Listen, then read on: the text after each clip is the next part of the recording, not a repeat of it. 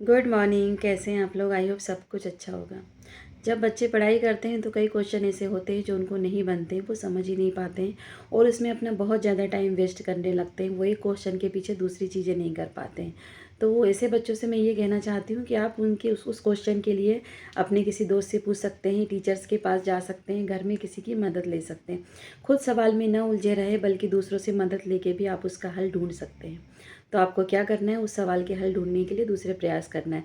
लेकिन उसमें इतना टाइम वेस्ट नहीं करना है कि उस क्वेश्चन के पीछे या उस टॉपिक या चैप्टर के पीछे आप सारे दूसरे चैप्टर से आप पीछे हो जाए। यही चीज़ आपको एग्ज़ाम में भी फॉलो करना है। अगर कोई क्वेश्चन नहीं बन रहा है, उसमें एक निश्चित समय से ज़्यादा लग रहा है, तो उस क्वेश्चन को छोड़िए और आगे बढ़िए, क्योंकि आपको एग्ज़ाम में एक निश्चित समय दिया जाता है क्वेश्चन सॉल्व करने के लिए।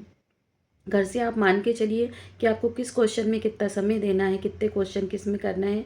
ये सारी चीज़ें आपको घर से डिसाइड करके चलना है। एक आपको प्लान बना के बच्चों को चलना पड़ेगा कि किस समय में कितने समय में कौन सा क्वेश्चन सॉल्व करना है।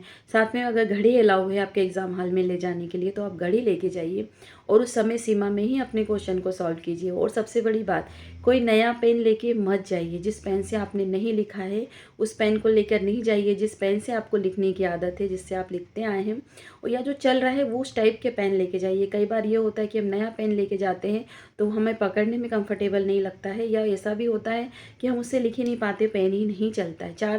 6 नए पेन मत लेके जाइए, 3 वो पेन लेके जाइए जिनसे आप डेली लिखते हैं।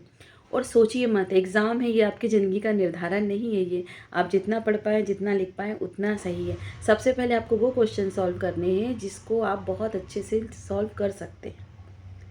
जो नहीं आता है उसके लिए टाइम वेस्ट नहीं करना है। सबसे पहले हमें वही क्वेश्चन सॉल्व करना है जो हमें बहुत अच्छे से आते हैं। उसके बाद वो करना है जो कम अच्छे से आते हैं।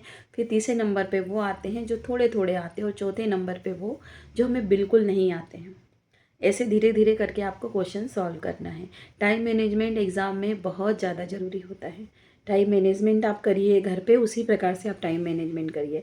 अगर आपको मेरा ये वीडियो एग्ज़ाम से रिलेटेड अच्छे लग रहे हैं या किसी चीज़ का सॉल्यूशन आपको चाहिए, तो आप मुझे टेलीग्राम में डीएम कर सकते हैं। मैं आपको एग्ज़ाम से रिलेटेड जानकारी उसमें दे दूँगी। अगर आपको मेरा वीडियो अच्छा लगा है तो प्लीज़ मेरे चैनल को सब्सक्राइब कीजिए, लाइक कीजिए, शेयर कीजिए। मिलते हैं कल एक नए वीडियो के साथ। Thank you.